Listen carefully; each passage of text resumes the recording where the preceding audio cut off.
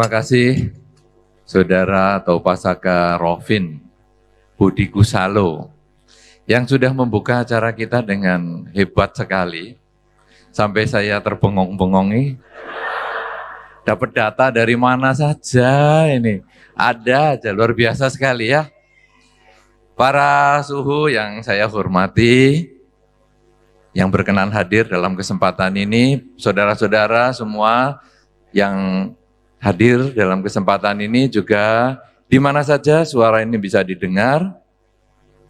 Satu kebahagiaan kita berkumpul bersama-sama untuk membahas tema yang memang luar biasa. Tema ini seingat saya sekian lama saya menjadi biku dan agak banyak rekaman CD maupun DVD yang dibuat, baru kali ini loh ada tema seperti ini. Buddha, Angel, and Demon. Hebat, hebat. Ya, tepuk tangannya untuk Medan dulu. Luar biasa. Sampai saya pikir-pikir, wah, ini kalau saya suruh menjelaskan ini gimana ya? Biasanya saya akan menjelaskannya tentang kebahagiaan, tentang apa itu yang gampang dirasakan. Sekarang tema kita tentang Buddha. Waduh, ketemu saja rasanya saya belum pernah. Lalu angel. Angel orang menerjemahkan sebagai bidadari, tapi mungkin maksudnya di sini adalah para dewa dan dewi. Rasanya ya enggak pernah. Ya kecuali misalnya di antara Anda ada yang namanya Dewi Persik Bante mungkin. Saya kira enggak di sini tempatnya dia. Dewi siapa ya? Dewi Kusuma misalnya, Dewi Kusumawati misalnya. Ada yang namanya Dewi di sini? Sekian banyak ini enggak ada yang namanya Dewi. Ada enggak? Ada satu. Nah, jadi yang Dewi yang begitu saya yang bisa ketemu. Tapi Dewi yang dimaksudkan dalam tadi yang disampaikan oleh Saudara Rovin, waduh, dewa dan dewi seperti ini agak susah. Kalau dewa biasanya di Bali banyak. Dewa Brata misalnya. Saya ketemu juga itu. Dewa Brata. Itu nama orang soalnya. Tapi dewa, wah. Lalu demon. Makhluk halus. Demit. Saya ketemunya tadi si pembawa acara itu tadi. Saya saja sampai takut. Wih, ada matanya yang merah. Oh, di sana itu orangnya tuh. Tuh ada demon di sana. Tapi anak kecil kok nggak takut ya? Saya saja takut. Ada tanduk di bibir. Iya kan? Iya, baru mulai. Tanduk kok di bibir. Ini baru mulai sudah nggak fokus. Jadi ada taring di kepala. Betul? Salah. Taring itu di kepala, tanduk itu di bibir, ya kan? Iya kan? Salah. Nah, mulai fokus ya. Bahwa sesungguhnya taring ada di bibir. Nah, tadi si demon itu pembawa acara menggunakan taring di bibir, tapi karena panjang sekali. Ini taring atau air liur kering. Karena putih-putih panjang ini. Air liur kering apa ya? Ya, oke, saudara-saudara. Tapi kita akan mencoba, kita akan membahas tema kita tentang pet ini, ya. Buddha, Angel, and Demon. Saudara-saudara, kadang kita ngumpulkan tiga hal yang ini, Buddha, Angel, and Demon, itu untuk apa? Kadang-kadang tadi yang dikatakan oleh Saudara Rovin, kita ingin sesuatu. Jadi kita datang kepada Buddha, ada Buddha Rupang misalnya karena kita Buddha kan susah ditemui, tapi ya Buddha Rupang lah kita datangi. Kemudian apa yang kita lakukan pada Buddha Rupang itu? Kita meminta.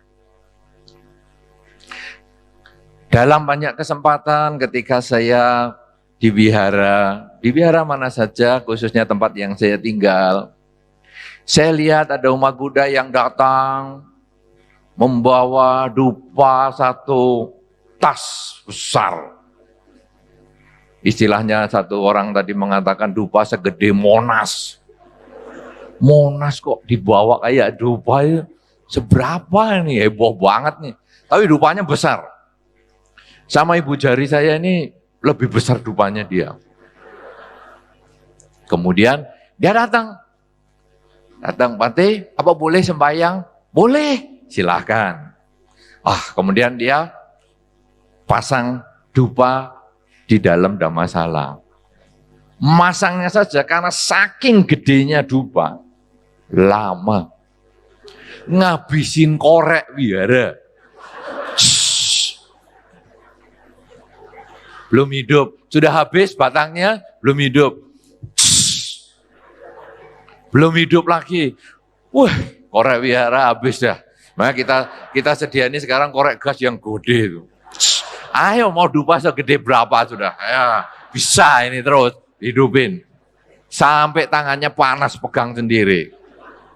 Nah, sudah dapat 3. Hidupin semua. Kemudian dia angkat dupanya dan dia mengucapkan kalimat yang saya tidak jelas. Saya pikir dia sih baca mantra. Baca mantra ini. Oke.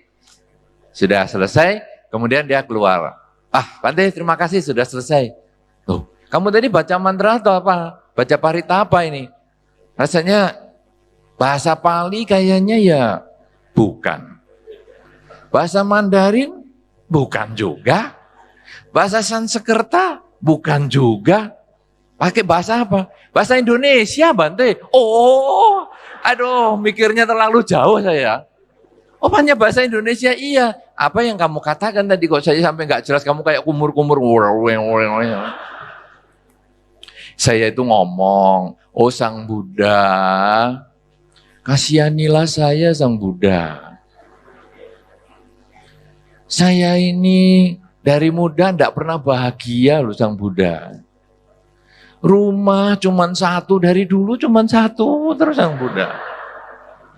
Saya kepingin seperti Sang Buddha, istana bisa 3. Menikah di usia muda. Saya ini dari dulu kok 1 dan jodoh kok susah loh Sang Buddha. Dia mengucapkan itu dengan rasa yang seperti tidak ada rasa salah itu loh. Dikiranya di luar itu rumahnya pada 5, 6 begitu. Jadi punya rumah 1 tuh rasanya kayak kurang. Lalu saya ngomong, enak loh sebetulnya kamu punya rumah 1. Kenapa? Lah saya ini loh malah nggak punya rumah. Loh Bante wiharanya ini di atas 2 hektar, di bawah 4 hektar. Ini kan rumahnya Bante. Bukan. Saya cuman biokong di sini. Biokong enggak? Cuman penjaga wihara. Umat-umat itu mempercayai saya. Kemudian saya disuruh bangun. Ya sudahlah dipercayai ya saya bangun wihara begini. Tapi itu bukan milik pribadi saya. Saya hanya menempati ini, menjaga wihara ini sampai habis umur saya. Sampai saya lahir kembali atau tidak itu urusan belakangan. Tapi pokoknya sampai habis umur saya. Jadi saya ini cuma numpang tinggal. Ketika saya nanti sudah tidak hidup lagi di dunia, saya nggak bisa mewariskan wihara ini kepada yang lain-lain. Ini adalah milik umat Buddha. Jadi kalau kamu sudah punya 1 rumah, sebetulnya sudah termasuk hebat. Lah kalau kamu kepingin punya istana 3 ini loh. Ya, kan katanya di dalam Dharma, wah dia mulai. Di dalam Dharma, kan disebutkan jenis-jenis anak. Ada anak yang sama dengan orang tuanya. Kualitasnya sama maksudnya. Orang tua punya rumah satu, anak yang kualitasnya sama ini rumahnya ya satu. Orang tua punya anak satu, si anak ini karena kualitasnya sama juga anaknya satu. Orang tua punya mobil satu, si anak ini juga punya mobil satu. Dan seterusnya, dan seterusnya, dan seterusnya, itu disebut anak yang sama dengan orang tuanya. Saya nggak mau itu, Bante. Saya mau yang kedua. Anak yang lebih daripada orang tuanya. Orang tua saya satu punya rumah, Bante. Saya kepingin 3.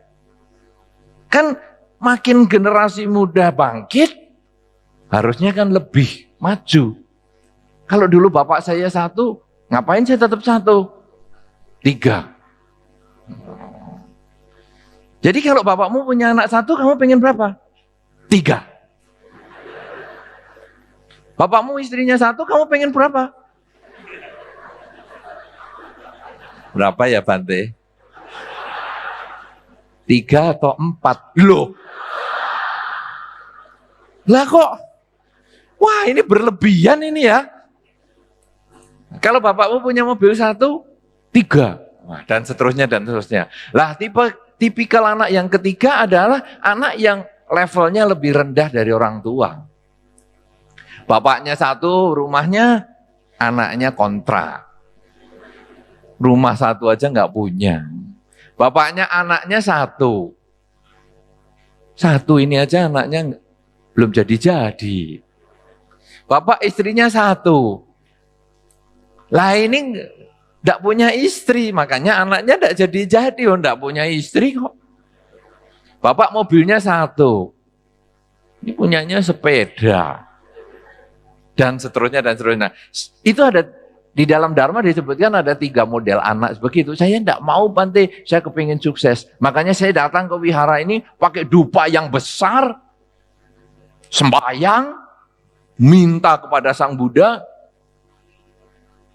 supaya saya dapat banyak rezeki. Saya katakan, waduh, kayaknya kamu ini kurang tepat ini. Kenapa? Dengan kamu pakai dupa segitu besar, ruangan ini kecil. Kalau Anda yang pernah ke Balai Rejo, ya, ke tempat yang saya tinggal, Wihara Bodhigiri, ruangannya kecil, hanya muat orang 50. 50 aja sudah agak sumpek. Dengan dupa segitu besar. Itu jangan kata rezeki datang. Rayap, nyamuk, mati kena asapnya itu. Kalau sekarang tomcat, mati.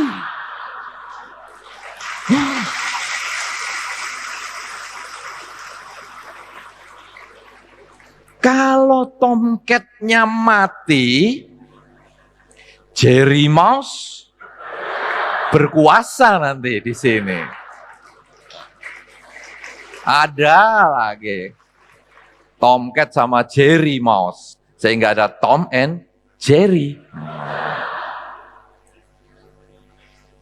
Belum lagi karena ruangan sempit, dupamu segede itu, wasapnya di dalam tebel sekali. Buddha Rupang langsung hitam. Dipegang mukanya, wah, minyaknya banyak. Akhirnya begitu orangnya pergi, saya ngomong sama yang jaga wihara, tolong dupanya dikeluarin dah. Kan dah selesai sembahyang, dupanya ditancepin di taman aja. Wow, di dalam ruangan banyak. Tapi itulah saudara, kadang ada di dalam pemikiran beberapa umat Buddha, sebagian dari umat Buddha yang belum memahami Dharma, menganggap Buddha Rupang itu adalah tempat meminta. Karena itu, Di Indonesia khususnya, saya nggak tahu di Medan, orang kalau sembahyang kepada Buddha Rupang, itu maunya yang deket-deket.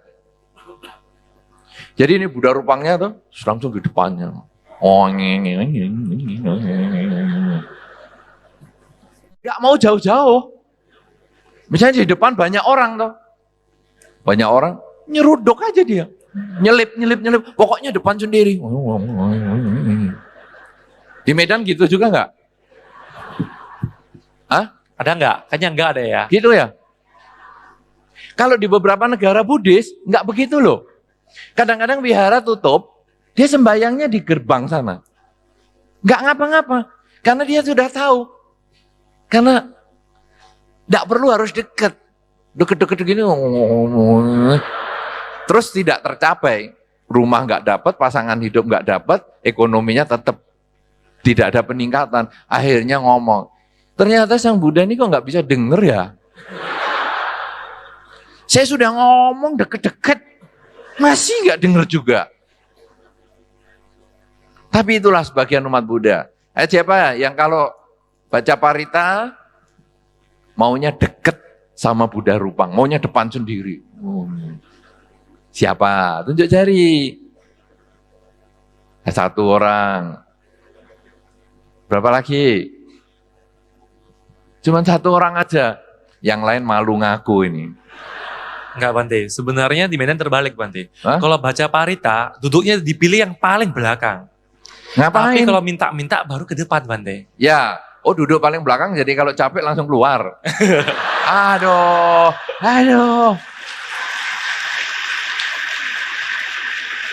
Ternyata duduk aja ada hong sui-nya ya.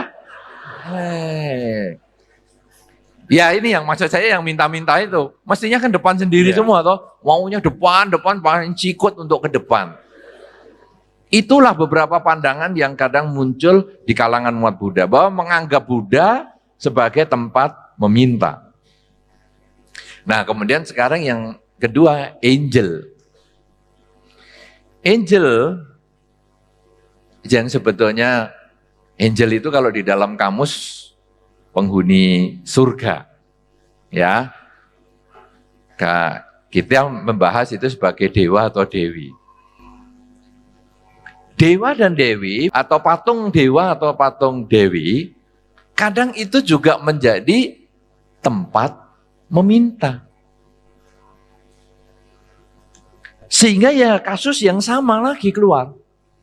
Pakai dupa yang besar, kemudian depan sendiri, di depan patung dewa atau dewi itu langsung wang lagi. Itu adalah yang dilakukan sebagian umat Buddha. Padahal sesungguhnya ketika kita melihat patung dewa atau patung dewi, apa yang harus muncul di dalam diri kita?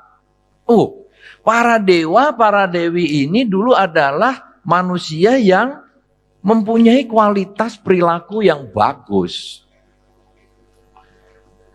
Sehingga beliau dihormati sebagai dewa atau sebagai dewi.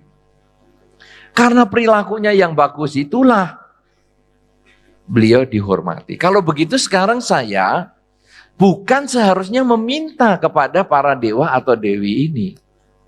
Tetapi sekarang saya seharusnya meniru perilaku-perilaku baik yang dulu pernah dilakukan oleh dewa atau dewi tersebut. Nah, dengan demikian maka ketika kita pergi melihat patung dewa atau dewi itu, baca namanya, itu bukan, ini namanya siapa? Oh ya, langsung sembahyang. Ya, namanya siapa? Sembahyang. Namanya siapa? Sembahyang. Bukan, namanya siapa? Gimana ya riwayatnya? Kok dia bisa jadi dewa ini gimana? Oh, ini dulu ketika dia sebagai manusia, dia melakukan kebaikan gini. Oh ya, bagus. Saya sekarang menghormat dia dan saya bertekad. Saya mau melakukan kebaikan seperti yang para dewa ini pernah lakukan semasa hidupnya. Kan seperti itu.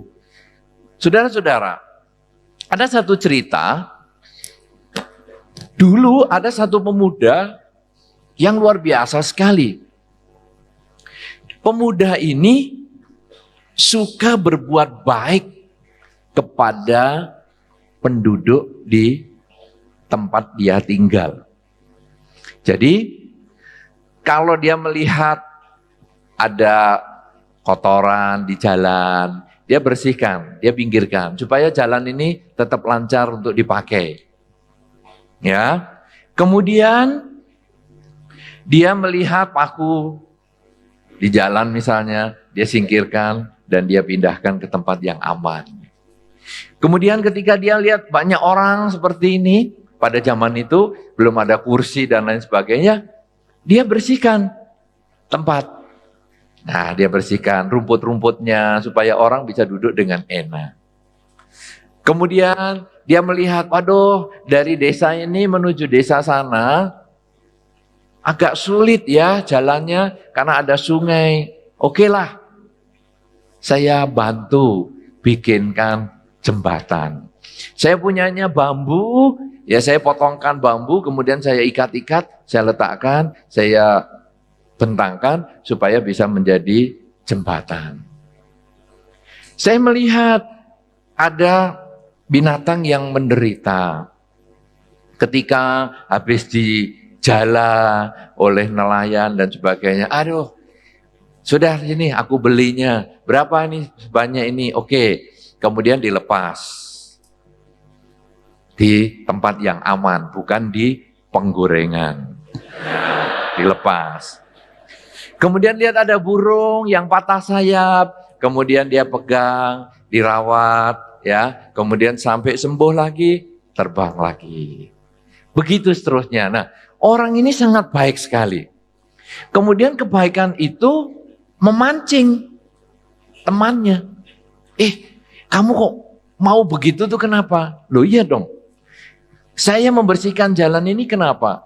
Karena biar orang lain kalau jalan mudah. Jangan sampai kena kerikil, jangan sampai kena paku. Nah kamu kalau membersihkan tempat duduk ini kenapa? Supaya kalau orang duduk jangan basah. Karena kalau ada rumput, kemudian ada embun dan ada air dan sebagainya, kasihan orang yang duduk. Jadi aku bersihkan. Jembatan bagaimana? Supaya orang-orang lancar. Kalau mau pergi dari desa ini menuju ke desa yang sana. Nah burung, ikan, kura-kura, kamu lepaskan lagi kenapa? Karena mereka makhluk, kasihan. Kalau sekarang dibunuh kasihan. Sudahlah lebih baik dilepas saja. Nah akhirnya temannya merasa terinspirasi. Wah, aku kepingin ikut kamu boleh nggak? Silahkan. Jadi kalau kamu mau membersihkan jalan, aku diajak ya. Oke. Nah akhirnya ayo kita jalan-jalan. Ada nih tisu nih siapa nih yang buang? Singkirkan. Ya, karena ada beberapa orang kan gitu. Mobilnya bagus-bagus, habis buang ingus, tisunya dibuang keluar ke jalan. Kalau enggak bisa bersihkan, jangan bikin kotoran. Lebih bagus di dalam mobil kan dikasih kotak sampah. Siapa yang suka buang tisu? Kotak minuman, bungkus permen, keluar dari mobil dan dibiarkan di jalanan. Tunjuk jari. Cuman 1, 2. Yang lain nggak mau ngaku, 3. Untung masih ada yang ngaku, ini bagus. Saya menghargai yang mengaku dan saya awas nih yang tidak mengaku nih. Saudara-saudara, kalau Anda yang mengaku bagus sekali karena nanti Anda mulai perbaiki di mobil harus disediakan kotak sampah. Jangan menganggap jalan raya ini kotak sampah yang besar sekali. Karena kalau jalan raya ini kotak sampah yang besar sekali berarti kita ini hidup dalam kotak sampah. Ya jangan, jadi isu ya dimasukkan ke dalam kotak sampah kita, nanti kita buang di tempat lain. Nah lanjut ke pemuda ini. Kemudian dia melihat, waduh kotoran, ayo kita ajak teman. Nah, bersihkan. Rumput-rumput, ayo sekarang bersihkan. Kita mau ada pertemuan, rumput-rumput bersihkan. Jadi makin cepat sekarang dia bekerja karena ada 2 orang. Lama-lama makin banyak. Jadi 3 orang. gengnya makin besar. Karena berbuat baik itu bisa nular loh saudara. Sudah merasakan berbuat baik nular? Sudah? Kalau Anda sering mengucapkan kata-kata yang positif, kata-kata yang manis, lama-lama nanti keluarga Anda bisa ketularan ngomong yang baik-baik. Tapi kalau Anda sering maki-maki, omongan yang kotor-kotor, nanti keluarga Anda juga ketularan juga. Nah, ini pemuda ini dari 1 orang menjadi 2 orang, sering berbuat baik. Lama-lama jadi 3 orang, lama-lama 4 orang, lama-lama 10 orang, lama-lama 20 orang, lama-lama 30 orang. Lama-lama berapa? Hah? Apa itu? Mode apa itu?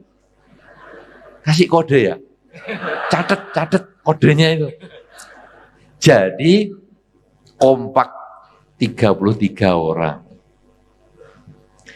Ada 33 pemuda ini yang tiap hari selalu mengisi, apalagi yang perbuatan baik, apalagi yang harus kita lakukan ya hari ini, aku harus berbuat baik lagi, aku harus berbuat baik lagi, aku harus berbuat baik lagi. Nah, sampai akhirnya 33 orang ini satu ketika meninggal. Tapi tidak bareng-bareng, tidak set, langsung bet, mati bareng, enggak. 33 ini yang mati secara alamiah. Tapi endingnya 33 ini kumpul di alam setelah kehidupan sebagai manusia. Mereka lalu kumpul-kumpul ketemu lagi. Ya orang baik kan ketemu orang baik lagi. Ya, tapi kalau orang jahat juga ketemu orang jahat lagi. Nah jadi ketemu, gimana ini kita? Kayaknya kalau kita di surga yang sebelah sana, kurang bisa digunakan, kurang sesuai untuk kebaikan yang sering kita lakukan bersama sepanjang hidup kita ini. Surga yang di sana terlalu hebat, kayaknya juga nggak sesuai. Yang ini belum level surga ini, yang itu terlalu. Gimana kalau kita bangun surga sendiri? Nah, akhirnya geng 33 ini, oke, kita bikin surga sendiri aja. Muncullah pada saat itu surga 33 dewa. Nah, saudara-saudara, kemudian kalau nanti kita melihat ada 33 dewa, jangan terus sembahyang, oh 33 dewa, tolong, depan rumah saya itu jalannya nggak diaspal. Ini memang developer perumahan ini parah dah. Masa bikin perumahan jalannya rusak, nggak diperbaiki. 33 dewa, tolong kirim anak buahmu untuk mengaspal depan ini. Kalau bisa yang gratis ya. Wah. Jelas keliru. Bukan itu. Tapi kita kemudian merenungkan, kok bisa ya mereka buka surga 33 dewa? Buka lahan baru? Wah, karena kebaikannya. Kalau begitu, dalam kehidupan ini, saya harus banyak berbuat baik. Sehingga satu ketika, bisa ada loh surga Medan. Karena banyak orang Medan berbuat baik. Karena akhirnya ketemu, wah, nanti di surga itu bahasanya sudah bahasa Anda semua dah. Yang saya nggak ngerti itu. Langsung ngobrol, wes, enak sekali. Kenapa saudara? Karena modalnya berbuat baik. Nah itu adalah angel. Bukan hanya kita sembahyang kepada para dewa dan dewi saja, tetapi kita berusaha mengikuti gaya hidupnya dia. Sudah ada Buddha, sudah ada angel. Yang ketiga sekarang, demon. Alias dalam bahasa Inggrisnya, demit.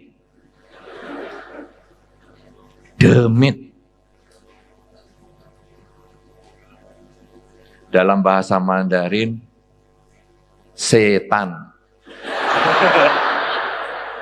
Singjen kan Setan loh. Saya-nya apa? Namanya Bante? Saya-nya apa? Oh, saya seong Bante. Seong. Ah, dia bukan demit. Siapa yang setan di sini? Singjen. Jendela. Ya, itu jendela itu singjen juga loh. Jendela. Kalau setan, tanaman. Tanaman.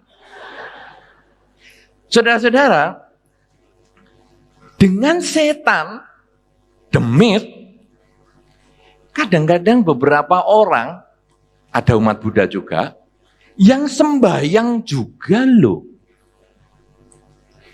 Umat Buddha ini kadang ya unik juga. Kepada Buddha ya sembahyang minta. Kepada dewa-dewi ya minta. Setan juga diminta. Saudara-saudara, nah ini dia. Demon ini bagaimana sekarang? Demit ini, setan ini.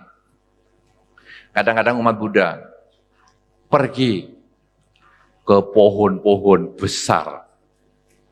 Pohonnya besar, apalagi dekat sumber air. Di sini ada enggak yang tempat meminta begitu? Muja begitu. Pohon kayaknya enggak ada sih Bante. Mungkin di Medan, mungkin di kota lain yang dekat sama Deket-deket sini, yang dalam dikenal. Sumut ada ya Bante. Hah? Dalam Sumatera Utara harusnya ada Bante. Harusnya ada. Anda belum pernah ya? Jarang-jarang Bante. Jarang berarti pernah dong. Mengunjungi mungkin pernah Bante, tapi untuk minta-minta belum. Lah ya yang pernah di mana itu? Yang biasa orang pada minta.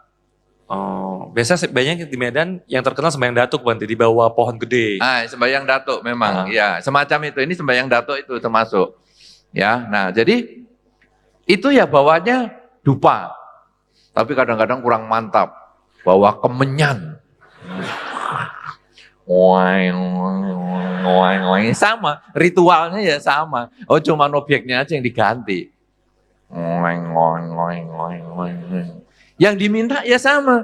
Minta mobil lah, minta pasangan hidup lah, minta anak lah, dan lain-lain.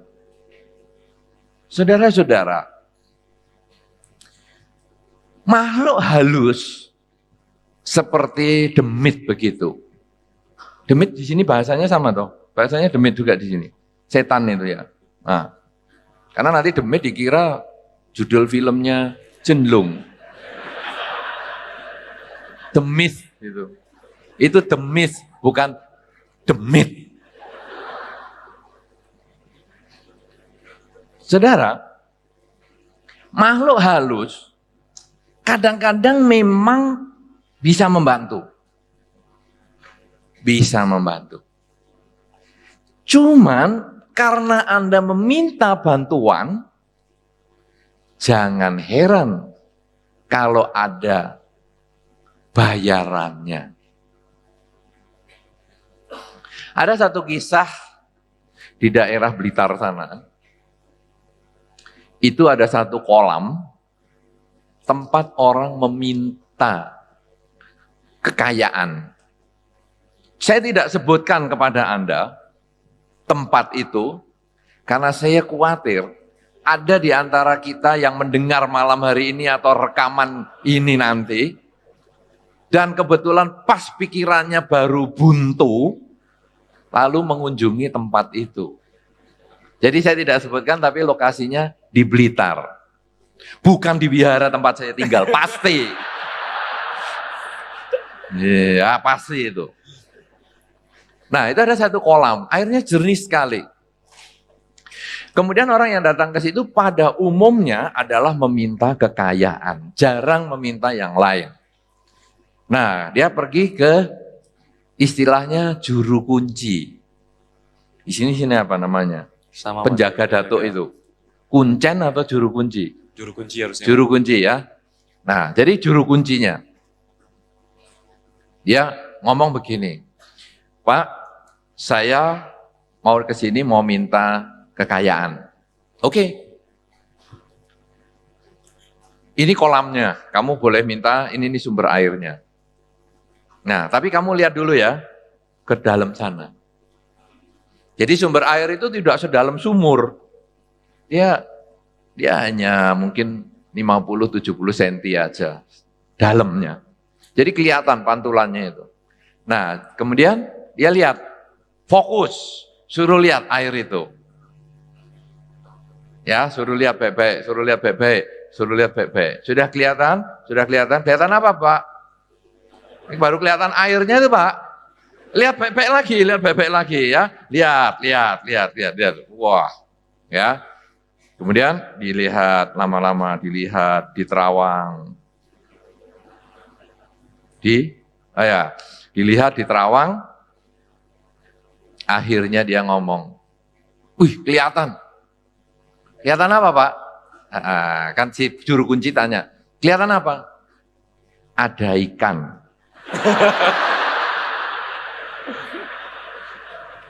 Nah, ini sungguhan ini kali ini. Ada ikan, Mbak. Karena tadi kosong. Tidak ada ikannya. Tahu-tahu kelihatan ikan. Tapi kok ngeri, Pak, ikannya? Kenapa? Ikan itu tidak berdaging. Dia hanya tulangnya. Tapi berenang. Jadi bukan tulang ikan, tapi ikan yang tidak pakai daging. Tulang saja.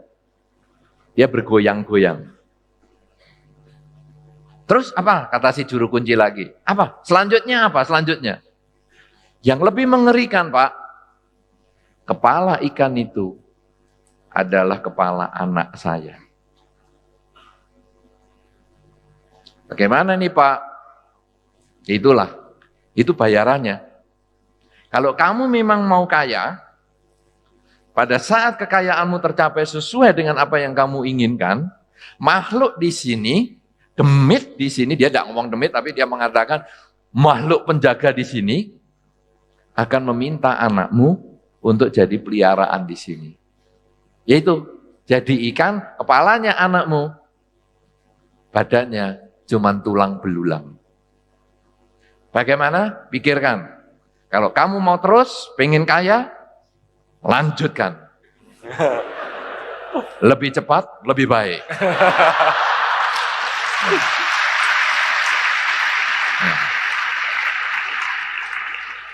Tapi kalau kamu berpikir, kamu kasihan sama anakmu, jangan lakukan. Nah, itu nanti dua pilihan. Akhirnya kan kadang ada orang yang, kepengen kaya itu sampai apa saja akan dilakukan. Jalani sungguhan. Dan begitu kekayaannya tercapai, mati anaknya. Jadi ikan di situ. Itu ada satu tempat yang seperti itu. Itu adalah pemuja makhluk. Tempat yang lain di daerah Banyuwangi. Saya juga tidak sebutkan, pokoknya ada daerahnya. Kalau Anda kepingin, cari sendiri di sana. Itu ada hutan monyet. Hutan monyet. Nah, kemudian hutan monyet ini adalah tempat orang juga meminta. Itu ada satu pohon besar, ada tempat orang meminta. Juga minta kekayaan. Heran juga, banyak orang tuh ternyata cuman kepingin kaya. Ya, nah, karena ini hutan monyet, jadi kayanya mesti kaya monyet. Ya, tapi begitulah. Nah, itu juga ada juru kuncinya. Orang ini kalau datang ke situ nemuin juru kunci, kemudian dia ngomong, "Pak, saya kepingin meminta kekayaan." Oke, kamu lihat dulu beberapa orang ini. Nah, di situ biasanya tiap hari ada orang yang membawa makanan monyet, pisang dan lain sebagainya.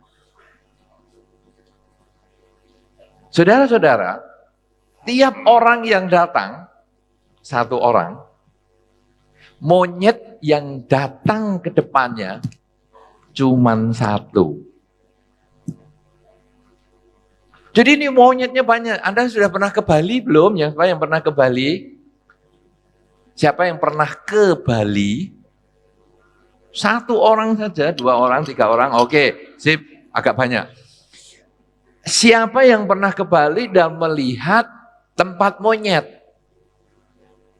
Yang monyetnya banyak, 1, 2, 3, dan banyak. Oke, sip. Nah, ini berarti nyambung. Ya, soalnya kalau saya cerita yang Anda belum pernah tahu, bagaimana nyambungnya? Nah, bagi Anda yang pernah ke Bali dan melihat itu tempat yang monyetnya banyak, itu kalau Anda bawa makanan, itu Anda bukan didatangi satu monyet loh. Dikeroyok. Banyak monyet. Ya kan? Anda yang belum pernah ke sana, bayangin aja. Ya minta maaf, karena di Medan saya belum pernah ketemu yang monyetnya banyak.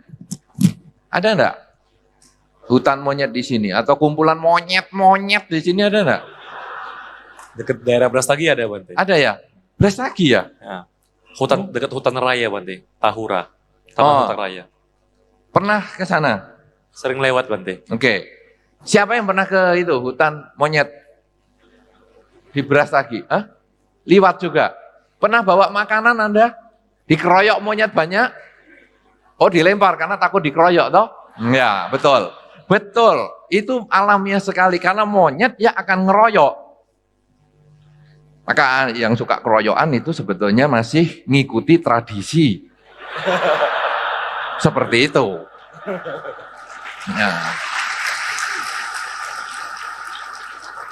Nah, tapi beda saudara sama yang di Banyuwangi yang saya tadi ceritakan pohon besar penuh monyet itu. Ini pohonnya besar sekali, tua sekali, monyetnya banyak sekali. Ribuan di situ. Nah, orang yang datang bawa pisang, itu di depannya cuma satu monyet. Yang lain santai. Ya, ada seorang bawa pisang lagi atau bawa makanan kacang misalnya, satu monyet. Ini yang satu monyet. Sisanya santai di sana. Di atas. Nanti kalau ada lagi yang datang, salah satu dari rombongan itu, dia turun. Nah, juru kunci ini mengatakan, kamu lihat orang-orang yang ngasih makan itu. Kenapa cuma satu monyet yang datang? Dan kamu lihat monyetnya. Perhatikan monyetnya. Dia keluar air mata. Monyet yang ada di depan orang yang ngasih makan, itu keluar air mata. Apa itu maksudnya? Itu adalah anaknya, ibu yang ngasih makan itu. Jadi ketika ibu itu dulu minta kekayaan ke sini, dia sudah ada perjanjian dengan makhluk halus ini, penjaga pohon ini. Kalau kekayaannya tercapai, anaknya diambil dan menjadi monyet di sini. Sehingga nanti kalau ibu itu datang dan membawa pisang, monyet yang datang ke depannya, itulah anaknya. Dan dia akan menangis monyet itu, karena dia menderita kesepian. Pisah dari orang tuanya, pisah dari keluarganya, dan dia kumpul dengan monyet-monyet yang lain. Nah yang lain kenapa nggak ngumpul? Karena dia tahu itu bukan orang tuanya. Dia akan datang ketika dia melihat itu orang tuanya. Kamu pikirkan baik-baik. Kalau kamu siap anakmu jadi monyet, di sini lanjutkan. Tapi kalau kamu nggak siap, pulang belum terlambat. Gitu saja yang masih ada yang nerusin. Karena merasa kekayaan adalah satu-satunya yang harus dicari di dunia. Padahal kekayaan kan juga tidak kekal. Mati pun juga tidak kebawa. Tapi inilah ikatan janji dengan demon, dengan makhluk halus. Mereka akan bantu kalau ada bayarannya. Tidak ada bayaran, tidak mau bantu. Karena itu saudara-saudara, kalau sampai kita meminta kepada datuk-datuk dimanapun juga, risikonya harus ditanggung. Ada satu, ini jadi cerita demonnya terlalu banyak. Ya, tapi ya masih ada cerita yang lain lah. Jadi ada satu lagi, ya pengen kaya lagi. Itu di daerah Jogja, tempat saya tinggal. Itu minta kepada satu datuk, satu tempat kayak batu besar begitu. Untuk kaya.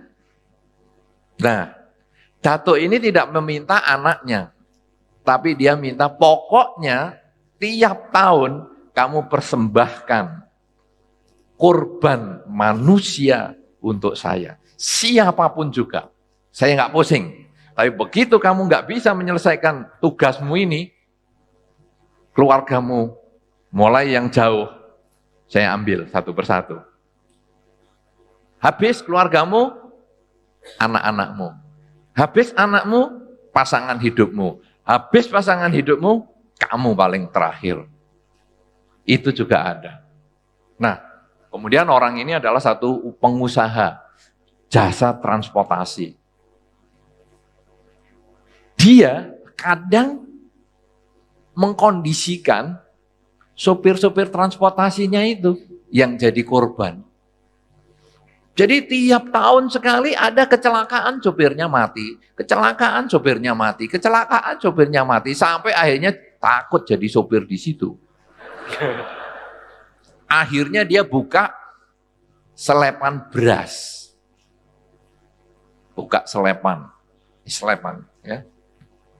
Betul toh, selepan. Yang tempat penggilingan beras, ya, penggilingan beras. Jadi penggilingan beras itu setiap tahun ada korban orang kecelakaan masuk ke mesin. Ada saja mati di tempat penggilingan beras itu. Lama-lama orang takut jadi pegawainya dia. Tutup penggilingan berasnya. Wah, tapi ini sukses banget ini. Akhirnya saudara-saudara, dia usaha apa saja, endingnya seperti itu. Sampai lama-lama dia tidak usaha tapi sudah kaya raya, mulai satpam rumahnya meninggal. Pembantu rumahnya meninggal. Lama-lama sepupunya meninggal. Kemudian ponakannya meninggal. Ipernya meninggal. Lama-lama habis. Anaknya meninggal 1, 2, 3, pasangan hidupnya, dan akhirnya dia yang meninggal. Inilah saudara, konsekuensinya, bayarannya kalau kita meminta. Karena itu, bagian demand ini, saya sangat-sangat menyarankan untuk tidak dilakukan. Karena resikonya sangat besar. Karena mereka adalah makhluk yang sesungguhnya menderita. Sehingga begitu Anda meminta, dia punya kesempatan untuk mencari orang menjadi temannya dia. Nah, bagaimana sekarang dewa-dewi? Saya sembahyang di dewa sana bisa terkabul, betul. Tapi sebaiknya Anda jangan meminta. Dewa bisa mematangkan karma baik Anda, mengkondisikan karma baik Anda berbuah seperti yang Anda inginkan. Tapi jangan meminta, oh dewa saya minta ini. Kalau timbunan karma baik Anda belum mencukupi, dewa pun sulit membantu. Tapi ketika karma baik Anda sudah mencukupi, dewa mematangkan karma baik. Karena itu sembahyang di beberapa dewa memang kadang bisa tercapai. Cuman saya menyarankan rumusannya bukan meminta. Lebih baik Anda mengatakan semoga semua makhluk bahagia, semoga semua makhluk bahagia, semoga semua makhluk bahagia. Itu jauh-jauh lebih bermanfaat daripada Anda meminta kepada dewa. Karena kalau dewa diminta sudah tiap hari, tapi Anda mengatakan semoga semua makhluk bahagia, dewanya pasti kaget. Loh, selama saya menjadi dewa di sini, semua yang datang meminta, baru kali ini mendoakan saya. Semoga semua makhluk bahagia. Semua makhluk kan aku termasuk nih. Wah, hebat ini orang ini. Lalu dia lihat bukunya. Buku orang ini, wah ini ada karma baik nih, mau mateng sebulan lagi, langsung dipercepat. Wah, berbuah. Karena kita tidak meminta, kita mendapat. Tapi kalau kita meminta, wah, kita jadi harus bayar. Ini kalau kita mau dengan para dewa seperti itu ya. Jadi makanya Anda ketemu dewa apa saja, termasuk dewa judi.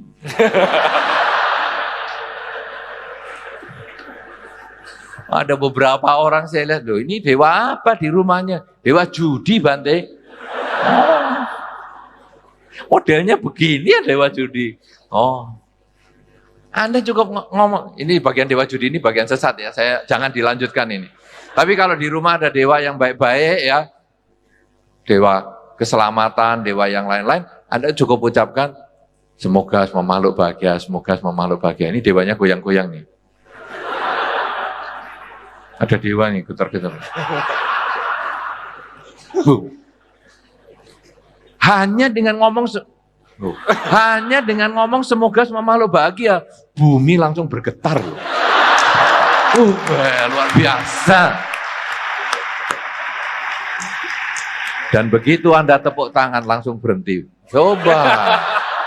Ini hebat ini. Ini kekuatan kata semoga semua makhluk bahagia ini. Makanya Anda nanti di depan dewa-dewa cukup gitu. Semoga semua makhluk bahagia, semoga semua makhluk bahagia, semoga semua makhluk bahagia. Enak sekali. Karena dengan kata-kata ini kita pasrah, mau dikasih ya bagus, gak dikasih kayaknya sih kebangetan ya. Oh saya sudah doa begini masa gak dikasih-kasih. Kayaknya sih kebangetan ini. Semoga semua makhluk bahagia, semoga semua makhluk bahagia. Dapat juga nanti lama-lama. Itu rumusan doa. Kalau kita di depan para dewa. Jadi itu sudah nanti para dewa itu sudah tahu tugasnya. Ya.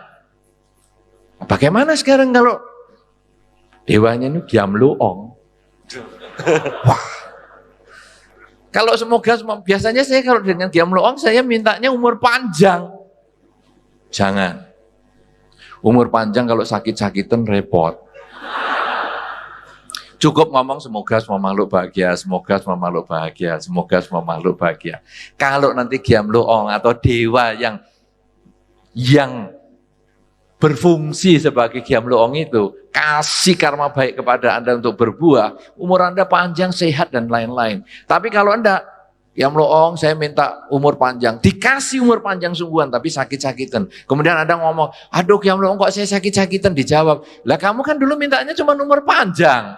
Sudah saya kasih, bukunya sudah saya tulis, umur ditambah 100 tahun. Tapi kan kamu nggak minta sehat. Ya udah, ya sudah kalau gitu minta sehat, terlambat. Mintanya tuh waktu itu, kamu harus sembahyang sama dewa kesehatan dong. Dewa kesehatan itu siapa? Wato. Wato ya, dewa obat itu. Wato itu dulu adalah tokoh luar biasa, dulu ada orangnya jenggotan itu. Kalau Anda ke Tiongkok yang toko jual obat, biasanya keluar itu di situ. Ada di depan sendiri waktu Anda masuk, itu ada.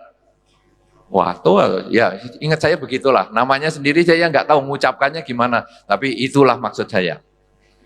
Nah, kamu dulu nggak ngomong sama dewa kesehatan. Mestinya waktu kamu sembahyang minta umur panjang, kamu juga ada dewa kesehatan. Oh ya, sudah tahu nih. Umat-umat yang kasih sekarang udah tahu. Oh, Gyamloong saya minta umur panjang dan sehat. Sungguhan, umurnya 150 tahun sehat. Tapi miskin menderita. Lalu protes lagi. Dewa, ini bagaimana? Aku sudah belajar. Panjang umur sudah dikasih. Ya kan kamu mintanya panjang umur. Sehat. Sudah dikasih, kita kan dulu udah bikin MOU untuk kamu panjang umur dan sehat. Lah kok saya sakit-sakitan, nah kamu nggak ngomong suruh sehat. Kok saya miskin menderita, lah kamu nggak ngomong biar kaya raya. Kamu harus ngomong sama dewa rezeki dong. Waduh, lah ini kontaknya kok banyak meja ini. Nanti sudah panjang umur, sehat, banyak rezeki, jodohnya nggak punya. Ya kamu harus sembahyang sama dewa jodoh yang bawa benang merah itu. Lah kamu nggak ngomong. Lah jodohnya sudah dikasih. Tapi mertuanya jahat. Wah, sembayang lagi sama apa lagi. Waduh, pusing nanti akhirnya. Tapi kalau Anda ngomong, semoga semua makhluk bahagia, semoga semua makhluk bahagia, itu dikasih yang baik-baik nanti. Karena itu tidak rugi, Anda tidak usah merumuskan, Anda tidak usah sok pinter. Wah, aku minta ini, minta itu, malah salah karena kekurangan. Anda tidak tahu soalnya. Tidak tahu apa yang kita butuhkan. Jadi kalau dewanya biar aja, semoga semua makhluk bahagia, semoga semua makhluk bahagia. Itu nanti kita dikasih apa saja, ya. Karena dewanya merasa menganggap Anda ini lain daripada yang lain. Semua yang datang ke sini minta. Semua yang datang ke sini minta. Sampai akhirnya kalau di Puak-Pue, dewanya baru pergi. Dewa pergi. Akhirnya kita sembahyang dulu keliling. Beli minyak dulu. Dewa udah datang belum? Sudah, nak buahnya aja. Kenapa? Paling kamu minta sih. Nah, tapi begitu, semoga semua makhluk bahagia, semoga semua makhluk bahagia. Dewanya sudah ngomong dari jauh, kayaknya dia datang mau minta lagi. Kamu aja ya yang ngurus. Dewa pintu suruh ngurus aja, dewa pintu. Dewanya mau pergi. Tapi dengar loh, nggak salah nih. Semoga semua makhluk bahagia, semoga semua makhluk bahagia. Minggir. Wah, ini orang baik nih, orang baik. Oke, saya kasih semua dah apa yang kamu inginkan. Wah, Oki datang.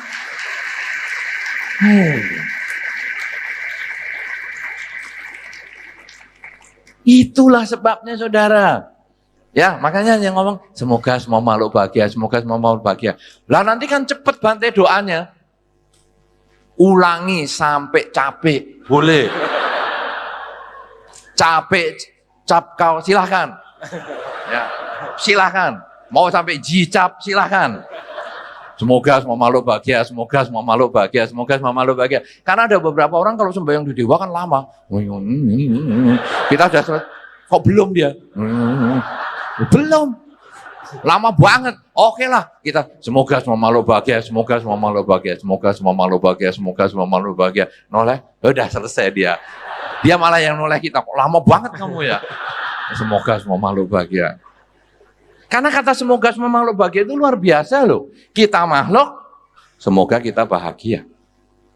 Keluarga kita makhluk, semoga keluarga kita bahagia. Tetangga kita makhluk, semoga tetangga kita bahagia. Dewanya makhluk, semoga dewa bahagia. Siapa di antara Anda dengan rumusan yang bukan semoga semua makhluk bahagia pernah doain dewanya? Ayo, tunjuk jari. Kali ini saya mau tanya soalnya, apa rumusannya? Saya juga mau belajar dong. Siapa di antara Anda yang tanpa menggunakan kata semoga semua makhluk bahagia mendoakan dewanya? Ada enggak? Tunjuk jari. Enggak ada toh. Jadi kan semua kalau di depan dewa kan minta yang lebih banyak. Saudara-saudara, kalau Anda tiap hari di SMS sama anak Anda, diajak omong anak Anda, hanya untuk minta terus. Ma, pulsanya habis. Pak, ini bayar sekolah. Pak, aku mau jajan. Pak, ini anak temanku ulang tahun, mau minta untuk beli kado. Pak, ini aku mau beli baju. Pak, ini ada iPad baru. Pak, ini ada ini. Wah, lama-lama apa yang terjadi dengan Anda walaupun itu anak Anda sendiri? Apa yang terjadi? Anda akan ngomong, mau apa deket-deket? Mau minta apa lagi? Masih kurang ya? Betul kan? Itu walaupun anak Anda sendiri. Nah sekarang para dewa, Anda kan bukan anaknya. Minta terus dari pagi, siang, sore, malam, pagi, siang, sore, malam.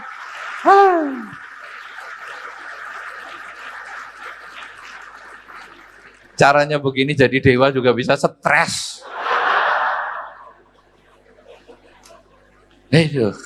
Karena itu dengan semoga semua makhluk bahagia. Karena anak Anda juga begitu minta apa lagi? Enggak, saya cuma mau doain papa, mama semoga selalu sehat dan bahagia. Tumben, kamu nggak minta apa-apa? Enggak, aku hanya punya satu permintaan yaitu papa, mama sehat dan bahagia. Yang lain enggak. Waduh. Langsung, ayo nak. Butuh apa nak? Saya kasih. Loh, Beda, cara berpikirnya sudah beda. Ya, ayo. Enggak mau Pak, enggak mau. Enggak mau, cuma sedikit soalnya. Enggak mau, bukan. Hai. Cobalah Anda bayangkan Anda sendiri. Karena dewa itu kan dulu juga manusia. Jadi masih punya ketamaan, masih punya segala macam. Sehingga kalau dengan kita mengucapkan semoga semua makhluk bahagia, mendoakan seperti itu, cenderung malah apa yang Anda harapkan bisa terkabul. Nah sekarang kalau Buddha bagaimana? Buddha itu adalah orang yang sudah mencapai kesucian. Di dalam konsep Dharma, Buddha itu sudah tidak terlahir kembali.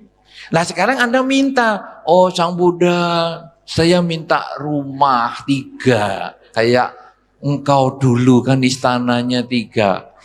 Kalau seandainya Sang Buddha bisa jawab, rumah 3, istana 3 itu sudah aku tinggal loh itu. Nah, kamu kok minta saya? Nggak terlambat nih kamu. Sang Buddha saya minta pasangan hidup. Loh pasangan hidupku juga aku tinggal. Wang Buddha aku minta anak. Loh anak juga aku tinggal. Ya minta apa ini sama Sang Buddha? Semua ditinggal semua. Sang Buddha saya minta rambut saya hitam terus. Nggak bisa, wong aku aja digundul.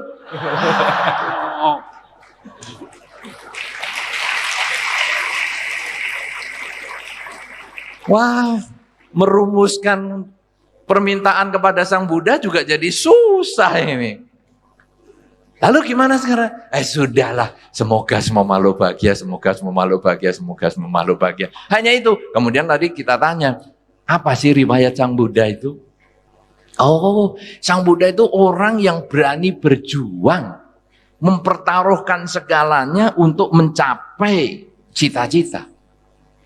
Ketika Pangeran Siddhartha melihat tua, sakit, dan mati, beliau kemudian merasa, aduh, semua orang akan mengalami tua, sakit, dan mati. Saya punya istana 3, gak ada artinya. Tua, sakit, mati tetap ada. Saya punya harta kekayaan, saya punya pangkat sebagai pangeran, saya punya keluarga yang luar biasa bahagia, toh juga semuanya harus aku tinggalkan karena akan tua, sakit, dan mati. Demikian pula semua orang juga ngalami itu. Aduh, kasihan. Beliau merasa kasihan dengan semua makhluk yang mengalami seperti itu. Kemudian beliau tinggalkan hartanya, tinggalkan keluarganya, tinggalkan semuanya, dan beliau kemudian masuk ke hutan bermeditasi. Meditasi sehari 2 hari nggak bisa, sebulan 2 bulan nggak bisa, setahun 2 tahun nggak bisa. Sampai hasilnya kemudian 6 tahun lamanya. Berjuang sampai 6 tahun. Akhirnya beliau mencapai kesucian.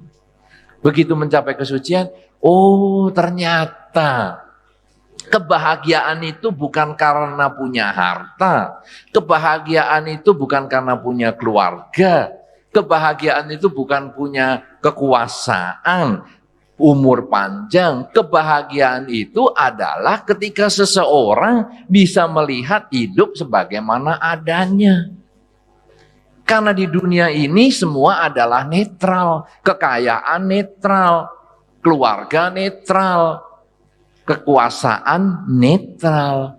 Cuman pikiran kita yang tidak netral, pikiran berisi ketamaan, kepingin kaya, kepingin berkeluarga, kepingin punya kedudukan. Karena nggak tercapai, stres. Atau ada yang anti keluarga, anti kaya, kayaknya ini hampir tidak ada ya, anti kaya, ya. Kemudian anti kedudukan itu juga ada, tidak kepingin dikasih posisi atau apa, itu juga ada. Dengan penolakan seperti itu juga timbul penderitaan. Bagaimana sekarang? Oh manusia itu jalani kesadaran hidup adalah saat ini, kita melakukan yang terbaik. Nah, dengan demikian maka kebanggaan di masa lampau, kesuksesan di masa lampau itu hanya kenangan, tidak kenyataan. Kebanggaan kesuksesan di masa depan masih khayalan, kenyataan adalah saat ini. Nah, begitu beliau memahami ini, beliau mengajarkan kepada semua orang. Nah, apa yang mau kita sampaikan? Ketika kita melihat Buddha Rupang, yang timbul adalah semangat di dalam diri kita. Sang Buddha saja yang dari istana, kemudian pergi ke hutan. Anda pernah tinggal di hutan? Tadi ada di Brastagi itu hutan monyet itu. Itu Taman Hutan Raya, Bante. Hah? Kayak seperti hutan lindung. Hutan lindung, oke. Lindung itu kan nama binatang. Lindung itu kan binatang toh. Hutan, oke, ada hutan. Siapa yang punya kebun di rumah? Gak usah hutan lah, terlalu heboh. Kebun di rumah. Kebun gak usah luas-luas. Gak usah hektaran. Katakanlah 100 meter persegi lah.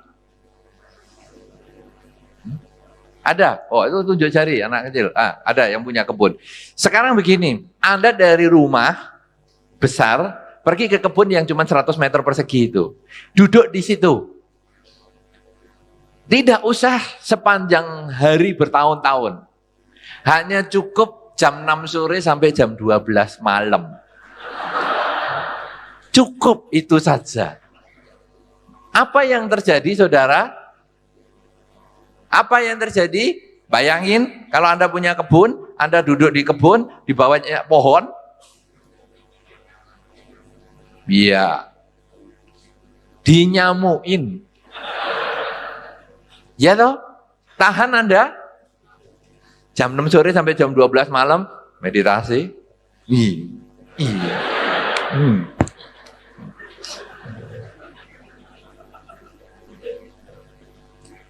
Itu Anda loh yang tidak punya istana 3. Anda bisa bayangin orang di istana begitu tepuk tangan datang apa? Begitu jam makan tepuk tangan set makanan datang. Jam tidur tepuk tangan set kasur digelar. Jam mandi tepuk tangan set air ngucur. Istana ini. Lah kita ini loh tidak tinggal di istana, cuma disuruh di kebun yang 100 meter persegi.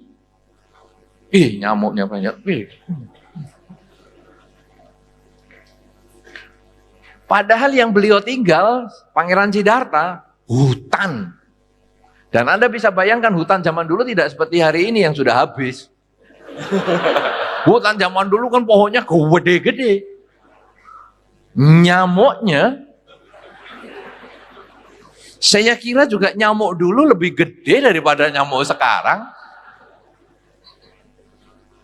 Orang dulu kan juga lebih gede daripada sekarang. Iya kan? Kalau Anda pergi ke situs-situs kuno, di sini ada nggak situs kuno seperti candi atau apa? Sudah ketemu belum di sini? Belum, Bante. Belum ada ya. Kalau di Jambi apa sudah ada situs-situs kuno. Atau kalau Anda pergi ke Borobudur, Anda akan melihat tangganya Borobudur itu, wih, tinggi-tinggi. Siapa yang pernah ke Borobudur? 1 orang saja, sak Medan ini. 3 orang, 4 orang, 5 orang. Aduh kasihan. Bikin tur dong ke Borobudur. Bukan Wihara Borobudur maksud saya. Kalau Wihara Borobudur semua orang sudah tahu ya. Ini bukan Wihara Borobudur. Ini Borobudur candi sungguhan. Anda yang pergi ke Borobudur, itu kalau Anda lihat tangganya tinggi-tinggi. Nah, sampai kalau orang nggak bisa naik, itu naiknya pakai duduk. Duduk di tangga atasnya, kakinya naik. Duduk tangga atasnya, kakinya naik. Oh, luar biasa. Saudara-saudara, saya yakin hari itu, tangga segitu itu, tangga yang normal. Bukan tangga yang dibikin heboh-hebohan, tinggi-tinggian. Tidak. Tapi itu tangga yang normal. Artinya orang dulu mesti gede-gede juga.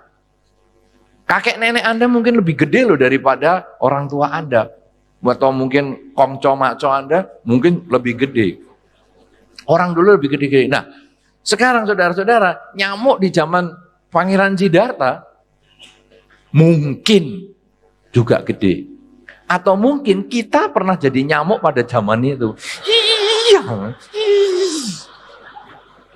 Makanya kita kenal Dhamma juga, toh sekarang. Itu mungkin dulunya zaman itu nyamuk loh kita. Ya lumayan lah. Nyamuk-nyamuk di zaman Sang Buddha itu juga termasuk karma baik loh, mengkondisikan kita punya ikatan jodoh dengan agama Buddha di hari ini. Nah, saudara-saudara, kalau kita lalu lihat 6 tahun namanya beliau bisa bertahan dengan kondisi seperti itu luar biasa. Masa saya mengalami kesulitan baru 2 hari aja saya stres. Masa kemudian saya mau bunuh diri? Apa saya murid Sang Buddha yang baik kalau caranya begini? Saya, karena kesempurnaan saya masih kurang. Kalau Pangeran Siddhartha, Bodhisatta, 6 tahun menderita. Aku 16 tahun, nggak ngapa-ngapa. 60 tahun, nggak ngapa-ngapa. 6 kehidupan pun aku jalani. Wah. Jadi kita melihat Buddha Rupang itu sebagai figur contoh kehidupan. Sehingga membuat kita semangat untuk jalani hidup di dalam Dharma. Nah, dengan demikian Buddha, angel, and demon sekarang kita sudah tahu. Ya, ini kita bagaimana membuat rumusannya kalau ketemu Buddha Rupang atau patung-patung dewa dan dewi. Dan saya tidak menyarankan untuk demon, demit, makhluk halus, para datuk, saya tidak menyarankan para umat Buddha untuk melakukan pemujaan atau meminta sesuatu karena resikonya sangat besar dibandingkan manfaatnya. Nah, ini hal yang tema kita dulu. Kemudian sekarang saudara-saudara, apa yang membuat kita bisa sukses? Karena kadang-kadang kemudian kita ngomong, ya Bante kalau gitu jadi umat Buddha ini agak susah ya Bante. Lah enggak boleh minta. Patung Buddha enggak boleh dimintain. Katanya Sang Buddha sudah mencapai kesucian. Ya, Sang Buddha yang mencapai kesucian, saya kan belum Bante. Saya kan masih kepengin duit.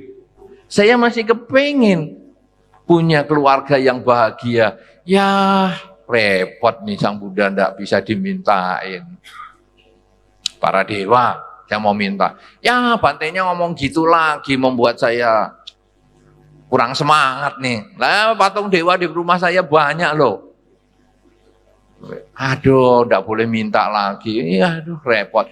Demon sekarang. Ya, datuk ini, datuk itu, keris sana, keris ini di rumah saya ya banyak. Ya, sekarang gara-gara Bante aku kalau mau sembahyang takut ini. Gimana ini umat Buddha mau sukses?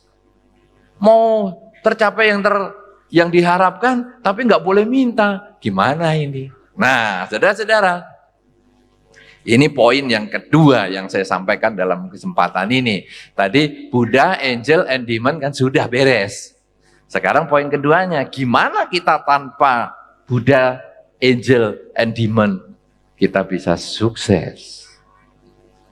Saudara-saudara, ada satu khotbah Sang Buddha di dalam yang tercatat di dalam Anguttara Nikaya.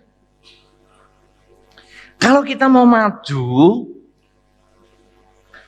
itu sesungguhnya kita harus memahami dulu, punya keyakinan yang kuat akan hukum perilaku, hukum perbuatan.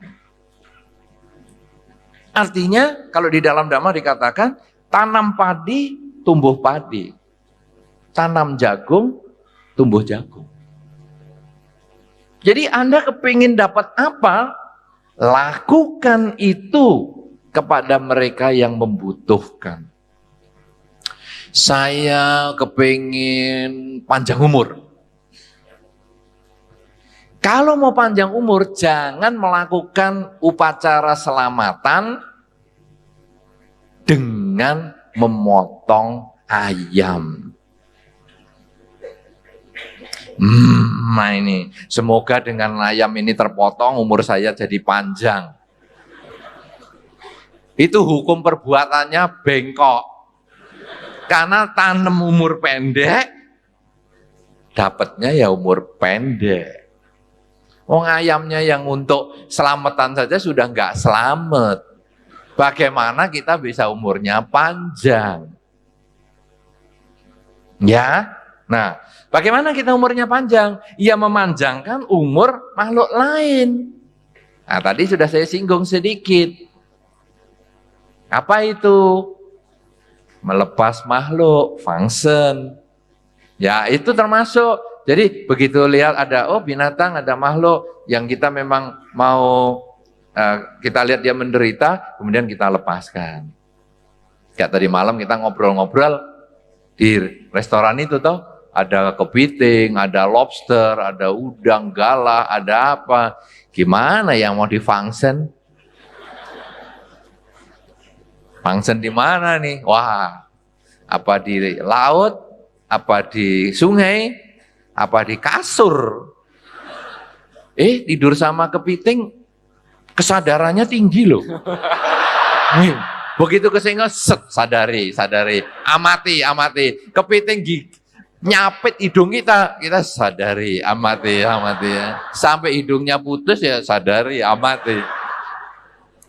Saudara-saudara, nah tapi minimal kalau kita punya niatan untuk berbuat baik, kita bisa lakukan ya. Kadang kita pergi ke pasar ikan, kemudian kita lihat lele, kita lihat belut, kita lihat apa, kemudian kita lepaskan, kita beli, kita tawar dulu, kita beli ya. Karena dengan menawar itu membuat kita punya kesempatan melepas makhluk lebih banyak dengan budget yang sama. Jangan burung atau lele 50.000 satu ekor Anda bayar juga. Berapa Pak ini? Pokoknya aku nggak nawar karena ini mau untuk pelepasan. Oh gitu ya? Ya Bu, ini lele satu ekor 100.000. Ya bungkus 3. Ya Anda harus tawar 100.000. Apa ini lelenya berlapis emas ya? Kayaknya lelenya giginya ada gigi emasnya ini 100.000 ini. Ya, tapi ternyata bukan. Oh, ya bagaimana ya harga normal lah 15.000 atau apa. Oh, berarti kalau 100.000 dapat sekian banyak. Kan lumayan, budgetnya tetap sama, tapi kita bisa melepas lebih banyak. Nah, ketika kita tanam padi, tumbuh padi, tanam umur panjang kepada makhluk lain, kita bisa dapat umur panjang juga. Bagaimana supaya saya banyak rezeki? Ya berilah rezeki kepada mereka yang membutuhkan. Ketika Anda di toko baru buka, kemudian ada pengemis datang, Anda langsung ngomel, pagi-pagi ngemis. Ya Anda kasih dong. Ya, biasanya saya itu ngasih kalau pembeli pertama, Bante, pembeli pertama uangnya sudah saya terima, terus saya kemudian tepukkan di dagangan saya, laris. Saya. Karena saya itu punya prinsip Bante, kalau pagi itu masuk duluan, sepanjang hari itu masuk. Tapi kalau belum ada yang ditepokkan duitnya, kemudian harus keluar, terus sepanjang hari keluar terus Bante. Itu pandangan tidak betul ya, karena kita hukumnya adalah tanam baru panen, bukan panen baru tanam. Ya makanya begitu pengemis datang, ya sudah kasih. Nah, kenapa? Ini kasih rezeki, tanam rezeki, supaya kita mendapat rezeki. Saya kepingin sehat Bante, oke. Ada pegawaimu yang sakit, beri obat dia. Wah pegawai saya sehat-sehat semua Bante. Oke, tetanggamu ada yang sakit, tetangga saya sehat-sehat semua Bante. Kenapa? Nah, saya tinggal di tengah hutan loh Bante. Sehat semua. Ya sudah, kamu pergilah ke panti asuhan. Kamu bawa obat. Lah kan saya nggak tahu kebutuhan di sana obatnya sakit apa. Kalau kamu punya kesempatan, kamu survei. Dia sakit apa? Ada yang sakit biasanya masuk angin, misalnya ini karena panti asuhan orang yang tidak punya ayah ibu, yatim piatu misalnya, kadang-kadang sering masuk angin atau apa ya kamu bawa obat generik yang untuk masuk angin. Tapi ini kalau panti jompo, wah ini banyak yang asma Bante, kasih obat anti asma dan lain-lain. Jadi Anda berdana obat supaya Anda juga bisa mendapat kesehatan. Lah saya ini kepengin jodoh Bante, gimana ini sekarang? Ya anjing Anda dengan anjing tetangga kan boleh dijodohin.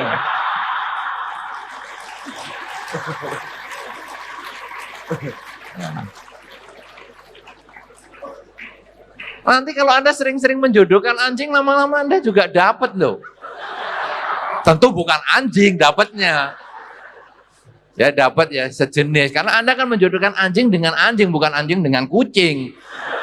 Maka Anda dapatnya juga sesama manusia, bukan tuh dapat anjing juga, tidak. Aku mau jodohkan anjing dengan kucing, bisa nggak ya? Itu sesat. Ya. Nah, saudara-saudara, itulah keyakinan pada hukum karma itu adalah yang nomor satu. Apapun yang Anda lakukan dengan niat yang positif, itu akan kembali kepada Anda buahnya. Anda ingin bahagia apa, lakukan kepada orang lain agar dia bahagia, maka kebahagiaan akan menjadi milik Anda. Cara yang paling sederhana, saudara, kalau Anda menoleh ke kanan atau ke kiri Anda, berikanlah senyuman kepada orang di sebelah kanan dan kiri Anda. Coba senyum. Dapat senyuman kan? Yang kedua ini jangan dipraktekkan. Coba Anda menoleh kanan dan ke kiri, jangan dipraktekkan. Kemudian melotot matanya. Sambil menantang-nantang. Nanti kan dapat musuh. Apa yang Anda tanam, itu yang Anda panen. Itu hukum yang sangat sederhana sekali. Nah, itulah keyakinan yang pertama yang harus kita miliki. Yang kedua, saudara, Anda mau sukses mau apa tidak harus sembahyang kepada siapapun juga. Tetapi kalau mau sukses, perilaku Anda diperbaiki. Di dalam Dharma dikatakan mengembangkan kemoralan. Minimal Anda tidak melakukan 5 hal, tidak membunuh, tidak mencuri, tidak berzina, tidak bohong, dan tidak mabuk-mabukan. 5 hal ini yang harus Anda kerjakan sungguh-sungguh di dalam kehidupan Anda sehari-hari. Karena 5 hal ini kalau Anda lakukan akan menimbulkan kegelisahan, akan menimbulkan hal yang tidak nyaman untuk hidup Anda. Beberapa orang kadang-kadang bahkan di masyarakat kalau di Jawa itu sering nabrak kucing saja. Kadang harus berhenti loh. Di sini tidak ada mungkin ya. Ada kepercayaan seperti itu. Ada kepercayaan itu ya. Terus harus dibungkus baju katanya. Nabrak kucing. Itu sebetulnya kenapa? Karena begitu nabrak kucing, kadang bisa timbul rasa bersalah itu. Sudah melakukan pembunuhan. Nah, kemudian dibuat ya upacara, dibungkus apa. Itu sebetulnya itu hanya untuk membuat kita tenang. Nabrak kucing hari ini sebetulnya hal yang biasa. Kucing larinya bagaimana, mobil itu lebih cepat. Kalau dulu orang sampai nabrak kucing, itu berarti ngebutnya luar biasa. Dulu cuma sepeda pancel, kucing ketabrak sampai mati. Wah.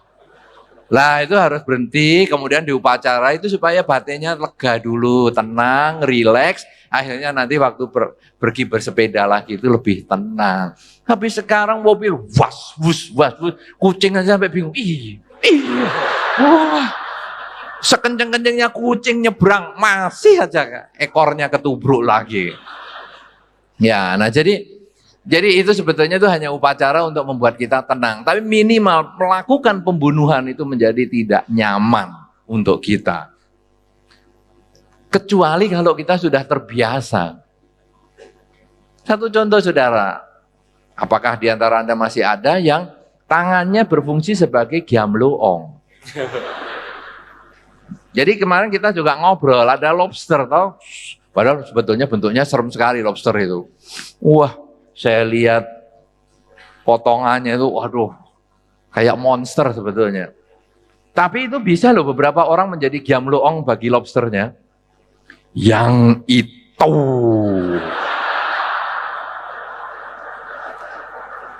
Langsung sama yang punya, set diambil, sereng. Saudara-saudara, kalau itu Anda lakukan pertama kali, sebetulnya ada rasa nggak nyaman. Atau Anda yang sudah kenal Dharma, sudah jalani Dharma, aduh aku kok melakukan pembunuhan ya, kok rasanya nggak enak ya di diri kita. Ada rasa nyesel. Tapi kalau sudah 2-3 kali, tunjuk jarinya itu cepet. Yang itu, yang malah yang atas ini. Wah.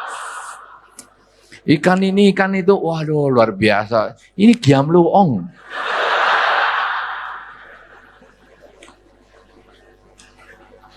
Saudara-saudara, kalau kemudian Kita sudah tahu tentang Pancasila Buddhis ini, 5 latihan kemoralan ini. Lama-lama kadang kita merasa, aduh enggak enak ya membunuh. Membunuh nyamuk pun rasanya kok enggak nyaman sudah. Apalagi mencuri. Mencuri kalau pertama kali itu pakai noleh-noleh.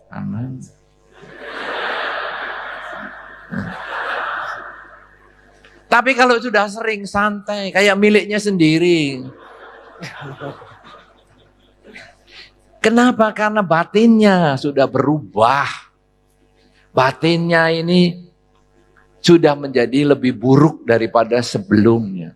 Padahal awalnya dia batinnya bersih dan dia tidak mau melakukan kejahatan.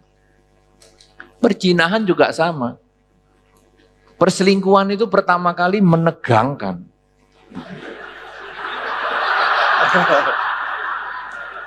Tapi kalau sudah biasa, tetap menegangkan. Oh, maksud saya, ya tetap mengerikan. Tetap mengerikan, karena bisa-bisa pasangan hidup tahu atau macam apa, ya artinya kan baru BBM aja. Begitu ada yang tahu, masuk. Itu sudah tanda-tanda perselingkuhan. Jadi pasangan hidup Anda, ini saya kasih triknya. Kalau waktu BBM dan SMS, santai di samping Anda, dia aman. Tapi waktu BBM, Anda datang, hati-hati. Ada kemungkinan dia sudah berpindah ke lain hati loh itu. Nah, hati-hati sungguhan. Ya, kenapa saudara? Karena sudah tahu perselingkuhan itu tidak menimbulkan kedamaian. Pelanggaran sila tidak menimbulkan perdamaian. Apalagi kebohongan. Wah, bohong itu enak, Bante. Wah, mulut saya itu rasanya kalau bohong sudah otomatis. Sudah terbiasa. Tidak. Pada saat orang bohong, ditanya kedua kali pertanyaan yang sama, dia pasti dek. Dulu saya ngomong berapa ya ini harganya? Aduh, nanti aku ngomongnya beda sama yang dulu ya. Ini rumahmu ini dulu beli berapa? Mau ngomong 1M kayaknya kok kecil, nanti dihina. 5M. Oke. Satu ketika ditanya lagi, rumahmu ini dulu beli berapa ya? Aku kepingin. Dulu berapa ya? 7M. Loh, dulu kan kamu 5. Ya, 5 itu masih kosong.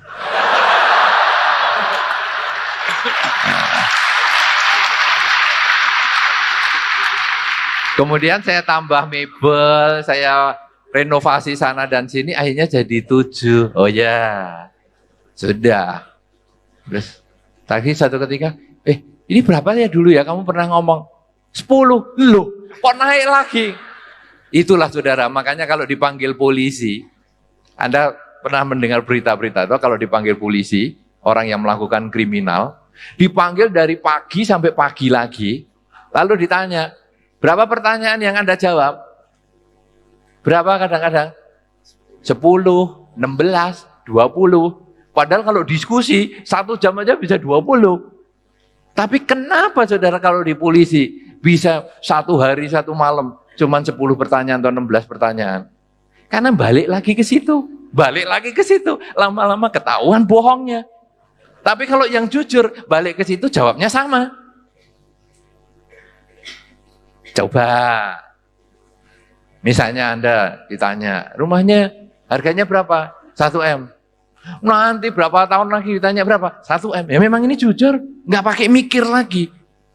Tapi begitu bohong, langsung mikir. Makanya itu ada lie detector. Untuk ngetes bohong atau tidak. Itu salah satunya jantungnya kalau mau bohong, itu jantungnya lebih kenceng. Makanya orang kalau sering bohong, bisa loh kena tekanan darah tinggi. Tapi jangan dibalik. Tekanan darah tinggi berarti sering bohong. Enggak.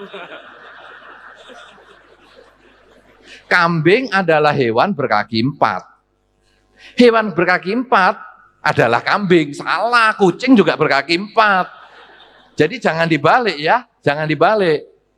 Cuman kalau Anda sering berbohong, risikonya sakit jantung. Hati-hati. Kenapa? Karena jantung pasti berdenyut lebih kenceng. Ya, nah itulah pelanggaran sila. Loh, kalau minum gimana Bante? Ini kan tadi tidak membunuh, tidak mencuri, tidak berzina, tidak bohong, dan tidak mabuk. Mabuk enak loh Bante. Bante sih belum ngalami. Wah, mabuk. Oh, buktinya bisa keluar jurus dewa mabuk. Yuk. Berarti enak ini mabuk. Coba mabuk. Naik mobil. Di dekat Tugu Tani. Jakarta. Nanti kan ada korban. 13 orang. Itu risiko, saudara. Makanya Dharma ini tidak salah.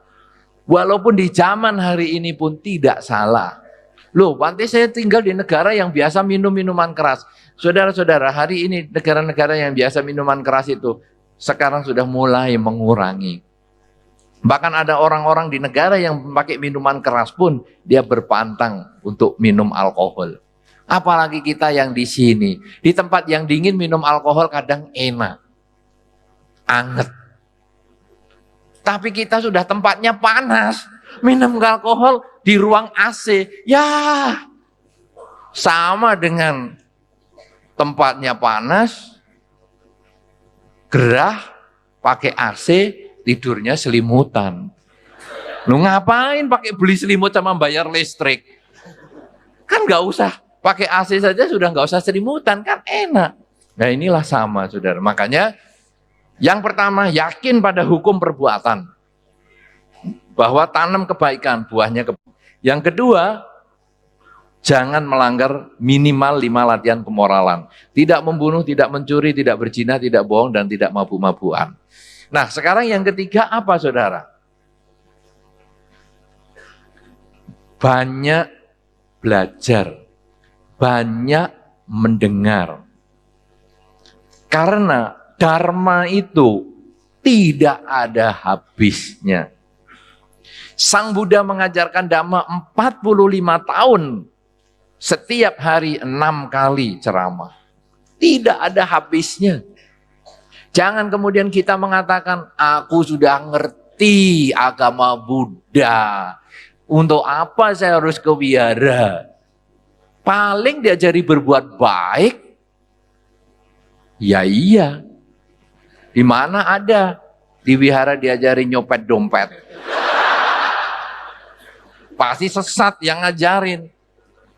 Di wihara memang diajari berbuat baik. Jadi akhirnya orang-orang mengatakan, aku sudah tahu berbuat baik itu begini. Salah. Manfaat mendengarkan Dhamma itu kalau kita belum tahu, kita dapat informasi baru. Tapi kalau kita sudah tahu dan ragu, kita dapat keyakinan, benar nih yang saya jalankan. Kita sudah tahu dan kita yakin, kita tambah yakin lagi bahwa apa yang kita lakukan itu sudah benar. Jadi kita harus membuka informasi sebanyak-banyaknya untuk masuk ke dalam diri kita. Karena semakin banyak kita mengerti Dhamma, semakin banyak kita bisa terdorong untuk praktek Dhamma. Nah, inilah mampu mendengar yang baik. Yang keempat, seperti yang dikatakan dalam Dhamma di dalam Anguttara Nikaya ini, selain punya keyakinan, punya kemoralan, belajar yang banyak dari buku-buku, sering ke wihara, mendengar kaset, CD, kaset sudah tidak ada hari ini, CD, iPod, iPhone, dan lain-lain, terserah, yang lain-lain, ini apa, terserahlah, suka-suka. Nah, kemudian yang keempat, mengembangkan kerelaan. Kerelaan ini adalah syarat utama untuk kita membuka pintu rezeki. Di dalam Dhamma Sang Buddha pernah menyebutkan, ada 2 hal yang membuat kita sukses. Yang pertama adalah kerja keras. Yang kedua, berbuat baik. Ada 2 hal. Dan ini tidak bisa dipisahkan. Ini 2 hal ini seperti kaki kanan dan kaki kiri, yang harus selalu seimbang. Anda lihat di dalam masyarakat, orang kerja keras tapi nggak sukses. Sering lihat, kerjanya keras apa saja mau, dari mulai urusan yang paling rendah sampai yang tinggi, mau dia kerjakan. Dari yang paling ringan sampai yang berat, dia mau kerjakan. Sudah pernah tahu orang yang seperti itu tapi nggak sukses? Kerja keras, tapi kurang kebajikannya. Sekarang yang kedua, orangnya baik sekali, sembayangnya tekun sekali, tapi ya tetap nggak sukses. Pernah lihat? Rumahnya saja sampai kalau dari jauh gampang diketahui. Pak, rumahnya si A yang mana? Itu, yang asapnya dari gentengnya tembus itu. Itu pokoknya kalau jam-jam segini sembayang, dupanya segede Monas itu. Nah itu rumahnya itu. Sampai kapan itu pemadam kebakaran datang. Dikira ada kebakaran, enggak, taunya dia pasang dupa segede itu. Itu rumahnya dia. Loh kok enggak sukses? Sembayangnya banyak. Karena dia kurang kerja keras. Nah di dalam Dhamma, kerja keras yang luar biasa, itu baru terbuka pintu suksesnya. Kalau kita juga melakukan kebajikan. Kebajikan itu membuka kesempatan untuk sukses, tapi kalau kita tidak ada usaha yang keras, kesempatan itu juga liwat. Karena itu, selain kita punya keyakinan, selain kita melaksanakan kemoralan, selain kita mau membuka informasi-informasi Dharma sebanyak-banyaknya kita pelajari untuk menjadi jalan hidup kita, maka yang keempat adalah kita harus melakukan banyak kerelaan. Kerelaan apa saja? Tadi kita sudah jelaskan, kadang melepas makhluk, memaafkan orang, menyayangi orang, mengasihi orang, mau mendengar kesulitan orang, itu adalah termasuk kerelaan. Dan yang kelima, saudara, punya kebijaksanaan. Kebijaksanaan artinya adalah bisa melihat suatu permasalahan dan bisa memberikan solusi, keputusan dengan tidak mengorbankan banyak pihak. Dengan keputusan yang bisa membahagiakan semua pihak. Inilah yang merupakan kebijaksanaan. Ya, nah karena itu 5 hal inilah saudara, kalau kita jalani, maka walaupun kita Buddha, bukan meminta kepada Buddha, tapi kita merenungkan nilai-nilai positif dari Sang Buddha untuk kita jalani dalam kehidupan sehari-hari. Angel, para dewa, kita renungkan nilai-nilai positifnya untuk kita praktekkan dalam kehidupan sehari-hari, bukan meminta kepada para dewa maupun dewi. Kemudian demon atau makhluk-makhluk halus yang lain, kita tidak meminta kepada dia, tapi justru kita mendoakan semuanya ini bahagia. Maka keberhasilan yang kita bisa capai bukan dari doa, tetapi justru dari 5 hal. Yakin pada hukum perbuatan, lakukan banyak kebaikan untuk memperoleh kesuksesan, kemudian melaksanakan kemoralan, yaitu jalani minimal 5 latihan kemoralan. Kemudian yang ketiga, banyak mendengar, banyak belajar, khususnya tentang Dharma, supaya kita bisa praktekkan di dalam kehidupan sehari-hari.